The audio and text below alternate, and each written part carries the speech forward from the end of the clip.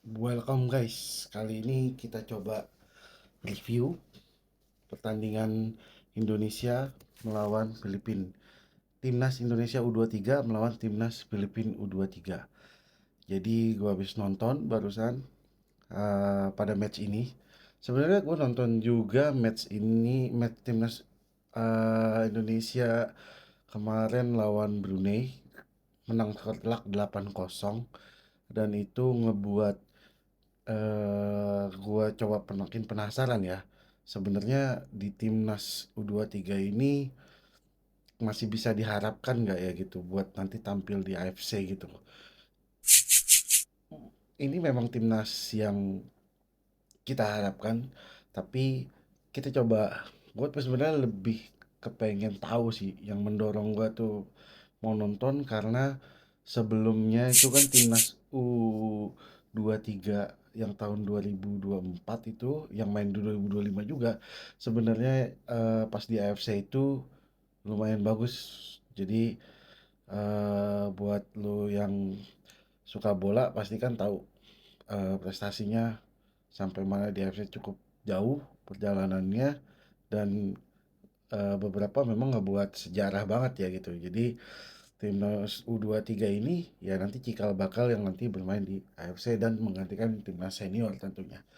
Jadi sebenarnya yang diunggulkan itu memang tetap Indonesia karena bermodal menang 8-0 melawan Brunei, tapi Filipina nggak bisa dianggap remeh karena habis ngalahin timnas Malaysia dengan skor 2-0. Jadi timnas Indonesia di sini di statistik itu ball possessionnya dapat 69% berbanding 31, shoot on goal 7 ya. Terus habis itu shoot nggak ngenain target itu 8. Jadi hampir semua shootnya itu masuk on goal ya sebenarnya. Terus habis itu melakukan pelanggaran 11 kali. Untuk kartu nggak ada yang dapat kartu ya, pemain Indonesia clear ya. Tapi gol Indonesia tercipta di menit 23 lewat on goal dari pemain Filipina, namanya siapa ya? Namanya itu Rosquillo. Nah, ini kalau gue baca namanya Rosquillo ya. Jadi dia golnya itu memang kredit buat Roby Darwis ya, yang bermain cukup apik menjaga lini tengah ya. Dia benar-benar perannya itu gelandang pengangkut air ya. Jadi benar-benar sama dia semua disikat ya. Dan dia gua rasa ya, gua ngeliat Roby Darwis ini dia anak muda, kayak anak muda yang punya tenaga yang kuat gitu loh. Kayak lo dulu mungkin pernah sekolah atau ketemu di SSB atau apa, usianya di bawah lo tapi eh tenaganya tuh gede gitu maksudnya. Nah ini yang gue lihat tuh Robby Darwis kayak gini nih. Jadi dia punya, gue lihat kan dia memang salah satu gol yang dihasilkan sama timnas itu termasuk lemparan ke dalam dia tuh, yang throw in jauh model kayak Arhan, tapi itu tuh dia memang memang lebih sempurna Arhan sih. Tapi gue lihat hari ini ya, kita bersyukur ya dapat satu gol dari lemparan Robby Darwis ya. Nah, selain itu gue lihat lagi pas dia clearance bola tuh gila jauh banget clearance-nya, sampai bolanya itu ditendang sama dia tinggi banget gitu. Jadi bener-bener ini gue ngeliat, aduh ini bocah kayak gede banget ya tenaganya. Jadi ini anak mungkin bisa jadi gelandang gelandang masa depan ya kalau menurut gua. Jadi eh buat Robby Darwis sih masa depan sih cerah ya. Jadi mungkin perlu diasah lagi. Harapan bangsa ya pasti bukan cuma Robby Darwis, tapi di timnas U23 semua masih punya kesempatan buat belajar dan tampil lebih maksimal lagi. Terus selama jalannya pertandingan tuh ya, yang gue perhatiin mungkin dari sisi apa namanya, oh ya, jadi gue pengen kasih tahu dulu ini starting line up-nya dari timnas Indonesia dan ini dari timnas Filipina. Gue nggak tahu semua namanya siapa, tapi gua di sini itu ternotis sama pemain nomor 8 ya. Dia sebenarnya masuk di babak kedua, ya kan, Pena namanya. Nah ini lumayan sih menurut gua. Dan selebihnya itu gua ke notice sama kipernya bisa apa namanya bangun bangun bangun permainan dari belakang. Itu salah satu kiper modern setahu gua. Jadi ini timnas Filipina beruntung punya kiper kayak dia nih. eh gua belum tahu namanya siapa, mungkin mungkin dia punya masa depan cerah buat timnas Filipina ya. Jadi selain dia bisa set up permainan dari belakang, juga menurut gua penampilan dia malam ini cukup luar biasa ya untuk kiper Filipina dan pemain nomor 8 itu. Nah, setelah semuanya itu kalian apa namanya lu pada tahu ya kan. Jadi gue langsung ngebahas aja untuk review singkat pertandingan malam ini menurut gue. Jadi yang paling penting, eh kita kan menang 1-0 itu udah paling penting, dan peran yang paling penting mendapatkan mendapatkan kredit ya kan, sebenarnya semuanya, cuman yang paling pertama gitu maksud gua. Jadi mungkin rating paling pertama mungkin ini ada di kekompakan lini belakang, jadi kunci pemainan skuad timnas nih yang U23 ya kan. Timnas ini nunjukin banget kalau misalkan eh apa namanya gak mau teledor gitu, bener-bener permainannya solid di lini pertahanan terutama. Yang gua notice banget tuh Kadek Arel selaku apa namanya back center back ya, dan Kakang Rudianto. Kadek Arel ini sekaligus kapten, ngomong-ngomong ini dia memang gua ngeliat banget aura kaptennya, karismanya Kadek Arel. Biasanya kan ada Doni, cuman kalau gua lihat sih memang Kadek Arel lebih berkarisma ya. Selain badannya lebih gempal ya daripada Doni, jadi ngelihat dia tuh lebih berkarisma aja gitu. Jadi mungkin ya lawannya juga mungkin bisa lebih ngeri juga ya, karena Doni mungkin lebih slim karena dia pemain back sayap ya, winger sayap back. Jadi di sebelah kiri juga oke, Doni penampilan juga bagus. Mungkin kalau nggak kena tackle, Doni mungkin permainannya jauh lebih agresif. Karena mungkin gua ngeliat pas Doni kena tackle, permainan dia langsung slow tuh. Mungkin sedikit ada beberapa kali trauma, karena memang gua notice banget permainan Filipina ini gila kasar banget. Kasar banget. Semua tackle yang ngehantam pemain Indonesia tuh bener-bener asli kena. Kena banget. Doni gue liat kena ankle, ke apa namanya kesikat ankle-nya, dan habis kesikat ankle-nya Doni langsung kerasa mungkin ankle-nya, jadi dia mainnya tuh agak nahan gitu. Gua nggak ngeliat main Doni seperti gue pernah lihat lagi Doni mungkin waktu di Asus sama Indah Safri, dan itu bermain cukup bagus banget. Dan gua nggak ngeliat itu dari Doni malam ini, cuman untuk penampilan solid di lini belakang sama Kadek Ariel dan Kakang Rudianto ya, lebih ke lebih ke sayap cuman kalau misalkan si Doni ini, dan itu juga bagus banget. Tapi memang konsistensi apa namanya Kadek Ariel juga bikin ngerasa aman si kiper kita namanya Ardiansah ya kan. Jadi gue juga kredit yang kedua buat Ardiansah ya, yang ngejaga gawang ya kan. Nah ini nunjukin bahwa konsentrasi tuh dia tuh bener-bener nunjukin banget kalau misalkan konsentrasi itu penting ya kan, dalam laga gimana ya, dalam laga yang banyak peluang tapi minim gol gitu, dan dia dia sadar itu gitu, makanya dia cuma ngejaga konsentrasi aja. Mungkin memang serangan Filipina nggak begitu mematikan ya, cuman sesekali menyulitkan iya. Makanya itu gua ngeliat banget Ardiansa sadar betul dirinya harus konsentrasi penuh sampai pertandingan tuh berakhir gitu. Dan ini makanya gua kasih kredit rating kedua di bawah langsung lini pertahanan Kakang Rudianto dan Kadek Arel serta Doni tadi. Terus yang ketiga, gue bener-bener salut sama si Buffon ya. Buffon di itu tuh berarti dia di bek kanan ya. Bek kanan ini pemain pergerakannya bener-bener disiplin dan selalu pas.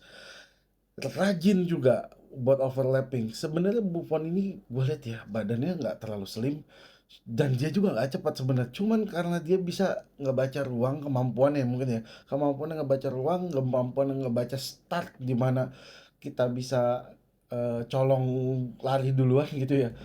Mungkin lebih ke positioning tepat, bertahan maupun nyerang menurut gua. Dan ini salah satu yang bisa gua kenotis sama gua si Buffon ini. Ini anak bener-bener beberapa kali ada momen dimana dia ngelewatin dua pemain sekaligus, namun ya lagi-lagi nggak bisa belum bisa dimanfaatkan dan belum bisa menjadi gol gitu. Mungkin sekaligus sama keseimbangan lini tengah yang tadi gue bilang ada sang kreator pembuat gol itu dari Robby Darwis ya kan, itu anak benar-benar kuat banget ya kan, hebat banget Robby Darwis ya kan, selain punya Arhan kita punya Robby Darwis ternyata, dan ditambah sama duet Tony sama Hanan yang benar-benar ngacak-ngacak. Tony sama Arkan mungkin kalau gue lihat lebih ngejaga keseimbangan, Tony lebih ke bagi bola, Arkan Fitri lebih ke mencari ruang yang kosong. Si Hanan ini ngacak-ngacak di lini pertahanan sampai garis para striker timnas, winger maupun striker. Dan ini benar-benar gua rasa ini benar-benar dari Tony, Hanan sama Arkan. Ya dia juga bisa menangin duel. Arkan juga mungkin Arkan pernah ada saatnya mungkin dia bertahan dan itu benar-benar jadi pondasi lini tengah, dan setiap transisinya tuh benar-benar dijaga sampai stabil nih antara Tony, Hanan sama Arkan. Dan itu gue lihat memang silih berganti antara Tony atau Arkan yang sering banget cutting penyerangan lawan sih. Terutama Tony ya. Dia mungkin lebih ke jangkar gitu. Terus yang mungkin ini tadi gua taruh yang ketiga ya. Tadi yang pertama lini belakang, itu habis itu si kipernya Ardiansah, terus habis, dan ini gua taruh ketiga ya sekaligus sama Buffon ketiga. Jadi kontribusi si Buffon sama si keseimbangan di tengah. Mungkin langsung keempat di gua nyorot di lini serang ya, masuk sebenarnya hoki di babak pertama memang beberapa ada peluang masuk ke dalam, namun belum belum jadi gol gitu. Kalau gue rasa sebagai seorang striker dia harus paksa bola itu gimana caranya sampai ke mulut gawang, entah itu gimana caranya sampai ke kiper. Gue rasa Hoki harus tetap mengasah ketajaman dia. Dia mungkin ini juga salah satu apa namanya, salah satu taktik juga ya, kita nggak bisa memaksakan kayak harusnya Hoki bisa memaksakan sekali dapat cari peluang sedikit, bola di capping sedikit atau apa langsung sikat aja gitu. Nah itu kita nggak bisa memaksakan juga. Mungkin salah satunya ada dari strategi Gerard Van den Bok yang mungkin harus nge-holding bola dulu sampai Hanan datang gitu, atau winger lain juga datang gitu, atau lini tengah yang bisa masuk lagi ke area penyerangan gitu. Jadi buat Hoki mungkin kalau menurut gua terlepas dari dia juga sudah pernah masuk timnas di atasnya, bahkan timnas Sintayong dia sering banget dipasangkan gitu ya. Jadi sebenarnya pengalaman hoki ini udah lumayan banyak. Menurut gua dari banyaknya dia pengalaman, dia harus terapin, berani untuk mencari ruang lebih. Karena kalau gua rasa, gua berandai, gue suka berharap kita punya striker model Carlos Tevez atau Aguero gitu yang bener-bener ciri khasnya tuh Latin gitu, yang setengah peluang bisa jadi gol. Gua harap kita punya, apalagi gua rasa hoki dari segi postur tuh bisa gitu kan. Namun gua belum lihat itu dari hoki, dan memang terjawab memang hoki diganti, Yan Ravens masuk, dan Yan Ravens masuk pun nggak seagresif saat ngelawan Brunei ternyata. Menurut gua ada satu gol yang dianulir, dan memang positioning dari Yan Ravens kurang beruntung ya, masuk ke dalam rangka offside sehingga terjadilah anulir gol buat Indonesia ya. Dan memang dari segi gameplay pun memang nggak seagresif permainan Brunei, dan kali ini dia mendapat pressure cukup berlebih dari, penjagaan pemain belakang dari Filipina ya, kayak gitu. Paling dia cuman bermain sebagai holding player yang bisa bagi bola ke Hanan, Arkan, terus habis itu juga, ke Detan ya. Detan juga sebenarnya, gua belum lihat dia, kan waktu itu terakhir gue liat kalau nggak salah dia main di AFF senior ya waktu itu, sama Coach STY mungkin atau Coach Indra Safri gue lupa. Mungkin gue belum ngeliat dia kayak gitu gitu. Jadi gue ngomong sekali ini Victor Detan belum mampu nunjukin performa terbaiknya.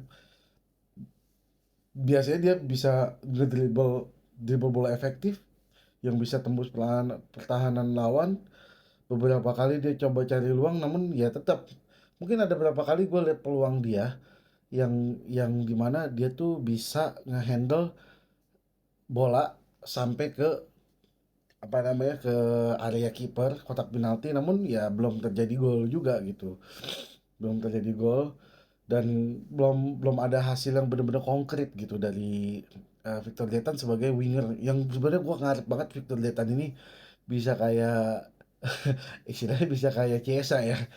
Nah, karena karena menurut gua waktu gua lihat dia di tahun kemarin atau di AFF kemarin itu gua nih jago, ini masa depan nih gitu, dan umurnya masih 23 tapi gua belum menemukan Detan dalam sentuhan terbaiknya istilahnya kayak gitu. Mungkin mungkin eh, pertandingan ini banyak catatan buat masing-masing pemain, lini serang ya terutama. Nah itu mungkin menjadi menjadi pembelajaran buat laga-laga berikutnya gitu. Jadi kesimpulannya tuh menurut gua, meski beberapa pemain atau eh, apa namanya yang dapat sorotan dari gue itu dari lini serang, beberapa lini kurang apa namanya efektif dalam pertandingan ini.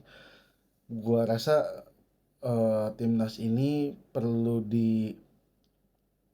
dikasih kepercayaan penuh ya kan dalam match-match selanjutnya, seperti nanti mungkin next match melawan Malaysia ya. Gua harap pemain-pemain sayap itu bisa mampu nusuk ya ke dalam lini pertahanan gitu. Mungkin mungkin kalau misalkan dari sisi kekompakan tim di lini belakang, disiplin, konsentrasi, nah ini patut diapresiasi karena timnas nunjukin perkembangan itu banget. Dan pada akhirnya menang, ya menang gitu, 0-1 untuk keunggulan Indonesia. Selamat, semoga next match melawan Malaysia itu bisa membuahkan hasil yang positif dan menang lagi, lalu bisa juara grup.